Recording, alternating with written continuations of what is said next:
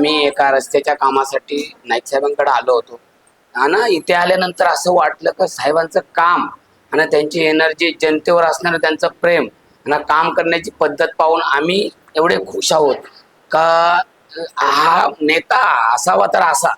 या नेत्याच्या कुठलाही मनात कुठला पक्ष नाहीये, भेदभाव नाहीये, कोण आहे जातीपात नाहीये आणि काम करण्याची पद्धत ही आज आम्ही जवळ येऊन पाहिली आणि आम्हाला असं वाटलं का अरे पूर्ण दिवस आपण काढतोय, पण ह्या पूर्ण दिवसात आपण आपला पूर्ण दिवस गेला. पण आम्ही बघितलं साहेब पूर्ण दिवस पाण्याचा थेंब सुद्धा न घेता सगळ्या म्हणजे साहेबांना घेऊन, वरिष्ठ अधिकाऱ्यांना घेऊन आणि अधिकाऱ्यांना पद्धतशीर सांगून प्रत्येक आलेल्या माणसाला न्याय देण्याचं काम त्यांनी आम्ही जवळून पाहिलंय. आणि नेता असावा तर न्याय द्यावा का, त्या आलेल्या माणसाला त्याचं एनर्जीच कमी होते का तुम्हाला आज न्याय मिळाला.